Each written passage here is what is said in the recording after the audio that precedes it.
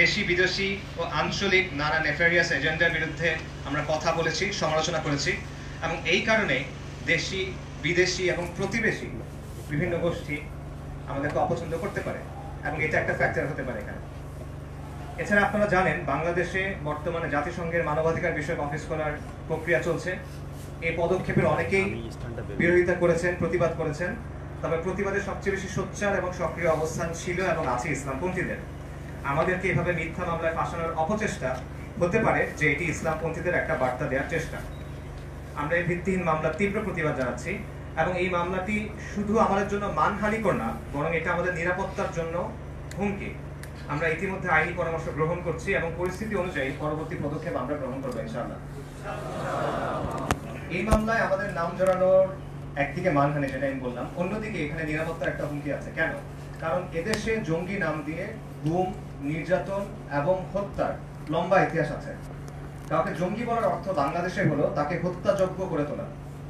কাউকে যখন জঙ্গি বলা হয় তখন তার বিরুদ্ধে রাষ্ট্রীয় সহিংসতা বৈধ হয়ে যায়। আজকে এই যে মিথ্যা মামলায় আমাদের নাম জড়ানো হলো, কাল এই মামলার রেফারেন্সে আমাদেরকে গুম করা হবে না, বা কালকে এই মামলার রেফারেন্সে আমাদেরকে ক্রসফায়ার দেওয়া হবে না, তার গ্যারান্টিটা কি? কারণ এভাবেই তো আগে হয়ে এসছে। এবং বিষয়টি শুধুমাত্র আমাদেরকে নিয়ে না, এখানে আমাদের যাদের নাম যুক্ত করা হয়েছে তারা সবাই মোটামুটি public figure, prominent figure. I am from a privilege background. অন্য যাদের নাম এসেছে তারা অত্যন্ত জনপ্রিয় ব্যক্তিত্ব। আমাদেরকে যদি এভাবে ভিত্তিহীনভাবে মামলায় যুক্ত করা হয়, তাহলে একজন ইউনিভার্সিটি পূর্ব তরুণ, অথবা একজন মাদ্রাসা শিক্ষক, অথবা একজন নিম্ন মধ্যবিত্ত চাকরিজীবী, তাদেরকে যদি এভাবে মামলায় জড়ানো হয়, তাদের পক্ষে কে কথা বলবে? তাদের পক্ষে কে এগিয়ে আসবে? এভাবে একবার জঙ্গি তকমা দিয়ে মামলা দেওয়ার, হয়রানি করার এবং দমন করার প্রচলন শুরু হলে সেটা কেবল ইসলামপন্থীদের মধ্যে সীমাবদ্ধ থাকবে না, বরং এক সময় সেটা সব ধরনের ভিন্ন মতকে দমন করার জন্য ব্যবহার করা হবে, যেমনটা আওয়ামী জাহেলিয়াতের সময় আমরা দেখেছি। আমাদের নিশ্চয়ই মনে আছে 5ই আগস্ট লং মার্চের দিন রাষ্ট্রীয় প্রচারণা করা হচ্ছিল যে ছাত্র জনতার গণ অভ্যুত্থান আসলে একটা জঙ্গি হামলা। প্রত্যেকের মোবাইল ফোনে SMS পাঠিয়ে বলা হচ্ছিল বাইরে জঙ্গি হামলা চলছে, আপনারা বাইরে বের হবেন না। এ থেকেই বোঝা যায় যে জঙ্গি দমনের অজুহাতে কিভাবে একসময় পুরো সমাজের বিরুদ্ধে দমনপীড়ন চালানো যায়। এবং রাষ্ট্র যখন কারোর উপর সহিংসতা চালায়, কারোর উপর জুলুম করে, আর সমাজ চুপ থাকে, তখন অন্যদেরকেও দমন করা সহজ হয়ে যায়। এবং বাংলাদেশে এই দমনপীড়নের শুরুটা হয়েছিল ইসলামপন্থীদের দিয়ে, এবং আবারও ইসলামপন্থীদের দিয়ে এই দমনপীড়ন শুরুর পায়তারা চলছে বলে আমরা আশঙ্কা করছি। এই কারণে এই হয়রানিমূলক মামলা শুধু এই মামলায় আমরা যারা অভিযুক্ত তাদের জন্য কনসার্নের বিষয় না, বরং এটা বাংলাদেশের সাধারণ ধর্মপ্রাণ মুসলিম এবং সব নাগরিকের স্বাধীনতার উপর হুমকি স্বরূপ। এই কারণে আমরা মনে করি সকলেরই এই বিষয়টি নিয়ে সোচ্চার করা প্রয়োজন। এবং এই ধরনের অপপ্রচার নতুন না, এই গল্প পুরনো। আওয়ামী জাহেলিয়াতের সময় হাসিনার আজ্ঞাবহ বিভিন্ন বাহিনী এই ধরনের বানোয়াট অভিযোগে অসংখ্য নাগরিকের উপর জুলুম এবং অত্যাচার করেছে। মন গড়া মামলা দিয়ে অনেক মানুষের জীবন এবং সম্মান ধূলিসাৎ করা হয়েছে। অনেক ইসলামী ব্যক্তিত্ব এবং সাধারণ নাগরিক আয়নাঘরে গুম হয়েছেন, ক্রসফায়ারের শিকার হয়েছেন। শেখ হাসিনার শাসনামলে আমরা ফলস ফ্ল্যাগ অপারেশনের ভয়ঙ্কর নজির দেখেছি।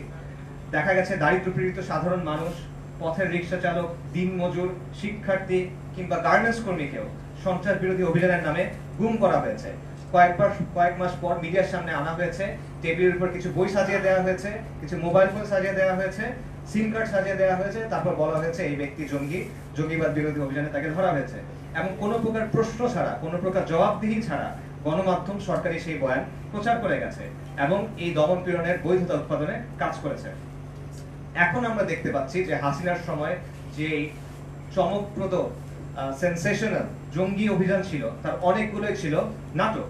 এবং এই ঘটনাগুলো ব্যবহার করে একদিকে হাসিনা রিজিম বিদেশিদের কাছ থেকে, বিশেষ করে পশ্চিমীদের কাছ থেকে বৈধতা অর্জন করত, অন্যদিকে জঙ্গিবাদ দমনের নামে এখানে এক ধরনের ব্যবসা গড়ে উঠেছিল, এখানে এক ধরনের ইন্ডাস্ট্রি গড়ে উঠেছিল। জঙ্গিবাদ দমনে পশ্চিমারা ফান্ডিং দিত, সেই ফান্ড থেকে বিভিন্ন এজেন্সি উপকৃত হতো, সরকার উপকৃত হতো, এবং ইনফ্যাক্ট অনেক সাংবাদিকও হয়তো বা এই নেক্সাসের সাথে জড়িত ছিল। এবং এই কারণে আমরা দেখেছি যে কোনো দল বা কোনো সংগঠনের সাথে বিন্দুমাত্র সম্পর্ক নাই এমন মানুষকে ধরে অমুক তমুক দলের আমির বানিয়ে দেওয়া হয়েছে। ফেসবুকে নিছক একটা পোস্ট করা হয়েছে, এজন্য মফস্বলের একটা কিশোর কিংবা প্রত্যন্ত গ্রামের কিশোরীকে পর্যন্ত ধরে এনে বলা হয়েছে সে অমুক তমুক জঙ্গি সংগঠনের তমুক শাখার প্রধান। এবং এভাবে ধরে এনে পিটিয়ে আত্মরা করে 164 ধারায় জবানবন্দি নেওয়া হয়েছে।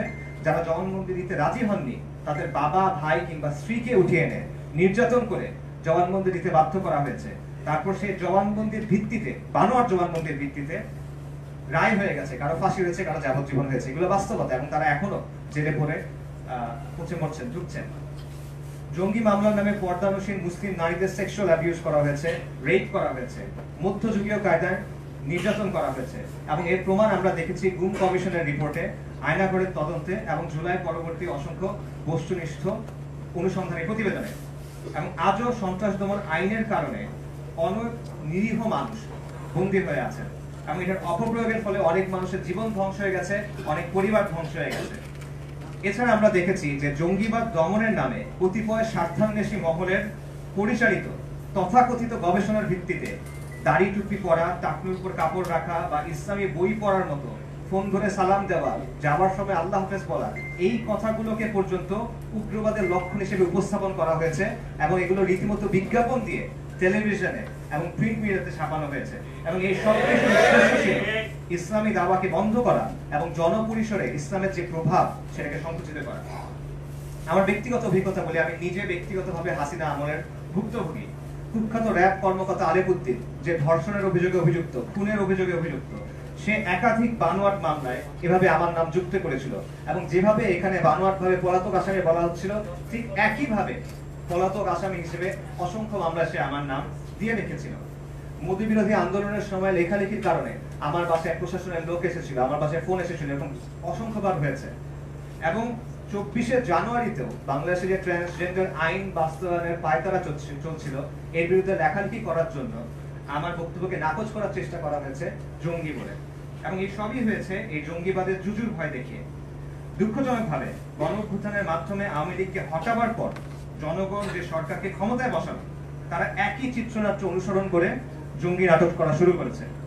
যেহেতু এই ন্যারেটিভ ব্যবহার করে ইতিপূর্বে অবর্ণনীয় অত্যাচার ও মানবাধিকার লঙ্ঘন হয়েছে, তাই এই ধরনের মামলায় অত্যন্ত সচেতনতা এবং সংবেদনশীলতা জরুরি। এই ধরনের যে কোনো তদন্ত ও মামলায় আমরা প্রতিটি অভিযুক্তের জন্য ন্যায় বিচার, সদাচরণ এবং মানবাধিকার সমুন্নত রাখার আহ্বান জানাই, এবং গণমাধ্যমকে জনগণের প্রতিনিধি হিসেবে দায়িত্বশীল সাংবাদিকতার আহ্বান জানাই। মিথ্যা এবং হয়রানিমূলক রাজনৈতিক মামলা কলোনিয়াল আমলের ঐতিহ্য। আজকের এই পোস্ট কলোনিয়াল রাষ্ট্রগুলো ইংরেজের এই ট্র্যাডিশন খুব ভক্তি ভরে অনুসরণ করে যাচ্ছে। এই জন্য আমরা দেখি যে অনেক রাজনৈতিক দলের শীর্ষ নেতার বিরুদ্ধে ময়লার ট্রাকে আগুন দেওয়ার মতো অনেক মামলা আছে। এগুলো নিয়ে হাসাহাসি করা যায়, কিন্তু জঙ্গি মামলা কিংবা সন্ত্রাস বিরোধী আইনের মামলার ক্ষেত্রে ব্যাপারটা সেরকম না। কারণ জঙ্গিবাদের অভিযোগ গুরুতর অভিযোগ, সন্ত্রাস বিরোধী আইনের মামলা গুরুতর মামলা। এই বাংলাদেশে এই অভিযোগ আর এই মামলাগুলোর কারণে অনেক নিরাপরাধ মানুষকে বন্দিত্ব, নির্যাতন এবং হত্যার শিকার হতে হয়েছে। এবং এই প্রক্রিয়ার সবচেয়ে মারাত্মক দিক হলো, এখানে যে অভিযুক্ত তার নিজেকে নিরাপরাধ প্রমাণ করার কোনো সুযোগ নাই। সাধারণত কোনো ব্যক্তির বিরুদ্ধে অভিযোগ উঠলে সেটি প্রমাণিত না হওয়া পর্যন্ত সে নির্দোষ হিসেবে গণ্য হয়, প্রিজাম্পশন অফ ইনোসেন্স। এটা যে কোনো সভ্য আইনি ব্যবস্থার একটা মূল ভিত্তি। কিন্তু ইসলাম প্রিয় নাগরিকদের ক্ষেত্রে ব্যাপারটা উল্টো, গিলটি আনটিল প্রুভেন ইনোসেন্ট। মন চাইলো মামলায় নাম জড়াতে দিবেন, এখন যার নাম জড়ানো হয়েছে তার দায়িত্ব হলো নিজেকে নির্দোষ প্রমাণ করা। সম্পূর্ণ উল্টো। যখন কোনো মুসলিমকে জঙ্গি বা উগ্রবাদ হিসেবে অভিযুক্ত করা হয়, তখন তাকে আগে থেকেই দোষী মনে করা হয়, কোনো প্রমাণের প্রয়োজন নেই, কোনো বিচারিক প্রক্রিয়ার দরকার নেই, অভিযোগই তার শাস্তির জন্য যথেষ্ট। এটাই বাংলাদেশের বাস্তবতা। এবং আমরা যা কিছু বললাম তার প্রায় সবকিছু আমরা এই মামলায় দেখছি। হাসিনার আমলের চিত্রনাট্যের পুনরাবৃত্তি দেখছি।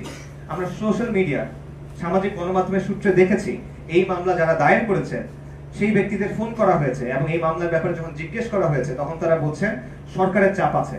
সোশ্যাল মিডিয়া সূত্রে আমরা দেখেছি যে কেউ কেউ এইচইউ হেডকোয়ার্টারে গিয়েছেন, এবং সেখান থেকে বলা হচ্ছে তাদের আনঅফিশিয়ালি, অনানুষ্ঠানিকভাবে জানানো হয়েছে যে অভিযুক্ত যারা, তাদের মোবাইলে নাকি আমাদের ছবি পাওয়া গেছে, যেটা কোনো পাবলিক সেমিনারে নাকি তারা আমাদের সাথে ছবি তুলেছেন। আমরা অসংখ্য পাবলিক সেমিনার করি যেখানে শত শত কিংবা হাজার মানুষ আছেন, এবং তারা অনেক সময় ছবি আমাদের সাথে তোলেন। এই কারণে মামলায় আমাদের নাম দেয়া হচ্ছে। এটা হলো আনঅফিশিয়ালি বলা কথা। এটা কোন ধরনের যুক্তি? এটা কি মগের মূল্য কিনা? মিটফোর্ডে যে বর্বরচিত হত্যাকাণ্ড ঘটলো, সেই ঘটনার সাথে যারা জড়িত তাদের সাথে তো অনেক রাজনৈতিক দলের নেতাদের ছবি আছে। আপনি কি ওই কারণে এখন ওই নেতাদের বিরুদ্ধে হত্যা মামলা দিবেন? আমরা নিউজ রিপোর্টে দেখেছি বিভিন্ন এলাকায় অনেকে লবিং করছে, সুপারিশ করছে, চাঁদাবাজি করছে। এরা অনেকে সমন্বয়ক পরিচয় ব্যবহার করছে, বা সমন্বয়কদের সাথে ইভেন উপদেষ্টাদের সাথে তাদের ছবি আছে। এখন কি আপনি চাঁদাবাজির মামলায় উপদেষ্টার সমন্বয়কদের আসামি বানাবেন? বলা হচ্ছে সরকারের পক্ষ থেকে চাপ আছে। সরকারের কাজটা আসলে কি? গতকালের ঘটনা আপনারা সবাই দেখেছেন। ছাত্রলীগ একটা নিষিদ্ধ সংগঠন, আওয়ামী লীগের কার্যক্রম নিষিদ্ধ। তারা অস্ত্র নিয়ে আক্রমণ করেছে, পুলিশের গাড়ি পুড়িয়েছে, ইউএন এর গাড়িতে হামলা করেছে, পেট্রোল বোমা মেরেছে, পুলিশ সদস্য পিটিয়েছে। সরকার তাদেরকে থামায় না, কিন্তু লেখক, ইসলামী লেখক আর বক্তাদের বিরুদ্ধে জঙ্গি মামলা দেওয়া হয়। আওয়ামী লীগ কাল যা করলো, তারপরও বাংলাদেশের তথাকথিত সুশীল সমাজ, বাংলাদেশের secular progressive cultural establishment Awami লীগকে কিন্তু মব বলে না, আওয়ামী লীগকে কিন্তু জঙ্গি বলা হয় না, বরং মিডিয়াতে বলা হয় গ্রামবাসী আক্রমণ করেছে, এলাকাবাসী আক্রমণ করেছে। বাংলাদেশের গ্রামবাসীরা কখন থেকে পিস্তল, কাটা রাইফেল, বন্দুক নিয়ে ঘোরাঘুরি করা শুরু করলো? বাংলাদেশের সেকুলার প্রগতিশীলরা আমরা এমনও দেখছি, তারা কালকের পর বলছে যে কেউ যদি আওয়ামী লীগ সমর্থন করে, শুধুমাত্র আওয়ামী লীগ সমর্থন করার জন্য তাকে দোষী বলা যাবে না। এটা হলো সেই আওয়ামী লীগ যারা গত জুলাই মাসে 2000-এর বেশি মানুষ হত্যা করেছে, যারা 1500 বেশি নাগরিককে গুম করেছে, তাদের মধ্যে 300 জনের বেশি নাগরিককে গুমের পর হত্যা করেছে। তারপরও আওয়ামী লীগ সমর্থন করার জন্য কিংবা কালকে যা হলো সেটাকে সমর্থন করার কারণে কাউকে জঙ্গি বলা যাবে না, কারোর বিরুদ্ধে কিছু করা যাবে না, ঠিক আছে। কিন্তু ইসলামপন্থীদের বিরুদ্ধে বানোয়াট মামলা দেওয়া যাবে, কারণ তারা ইসলামপন্থী। আপনি ইচ্ছা মতো আমাদের গুম এবং নির্যাতন করতে পারবেন, আমাদের মেরে ফেলতে পারবেন। কেউ পাবলিক লেকচারে আমাদের সাথে ছবি তুলেছে, তাই আপনার সন্দেহবশত আপনি নামে কেসে নাম দিয়ে দিতে পারবেন। এই হলো বাংলাদেশের অবস্থা। এটা বাংলাদেশের সমাজ এবং রাষ্ট্রের কাঠামোগত যে ইসলাম বিদ্বেষ, সেটার বাস্তবতা। পাশাপাশি আমি এটাও বলতে চাই যে যাদেরকে অভিযুক্ত করা হয়েছে, যাদেরকে গ্রেফতার করা হয়েছে, তাদের ক্ষেত্রে প্রকৃত পরিস্থিতি কি সেটা আমরা জানি না। এখানে প্রপার ইনভেস্টিগেশন প্রয়োজন। আমরা সোশ্যাল মিডিয়াতে দেখেছি যে কেউ কেউ বলেছেন যে এখানে কেউ কেউ আছে যারা ইতিপূর্বে গুমের ভিকটিম ছিলেন, এখানে কেউ কেউ আছেন যারা নাকি ওই সময়টাতে জেলে ছিলেন। এই তথ্যগুলো আমাদের পক্ষে ভেরিফাই করা সম্ভব হয়নি, তবে এই তথ্যগুলো যাচাই করা উচিত।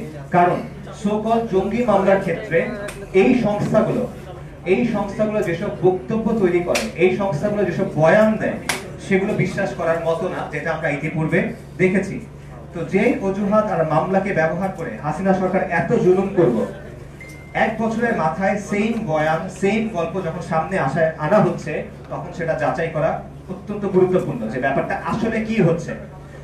তাদের পরিবারগুলোর সাথে কথা বলা হচ্ছে কিনা, তাদের সাইড অফ দ্য স্টোরি শোনা হচ্ছে কিনা, এবং এই কাজটা মিডিয়া করছে কিনা, মিডিয়া কি ওই ন্যারেটিভকে প্রশ্ন করছে কিনা, নাকি বাহিনীগুলো যা বলছে সেটাই তারা তোতা পাখির মতো আওড়ে যাচ্ছে। এই বিষয়গুলো প্রশ্ন করা দরকার। এবং আমরা মনে করি এই জঙ্গি নাটক মঞ্চায়নের উদ্দেশ্য হলো দায়ী এবং আলেমদের নিরুৎসাহিত করা, জনপরিসরে ইসলামের অবস্থানকে সংকুচিত করা, বিদেশি শক্তিকে খুশি করা, এবং সম্ভবত আইন শৃঙ্খলা বাহিনীর ভেতরে কৃত্রিম সাফল্যের গল্প তৈরি করে প্রমোশন নিশ্চিত করা। আমরা স্পষ্ট ভাষায় বলতে চাই, জঙ্গি নাটক মঞ্চায়নের এই প্রবণতা বন্ধ করতে হবে। দেশে যেন অতীতের ফ্যাসিস্ট জাহিলি নিপীড়নের পুনরাবৃত্তি না ঘটে, এজন্য সংশ্লিষ্ট সবাইকে সতর্ক থাকার এবং সোচ্চার থাকার আহ্বান জানাই।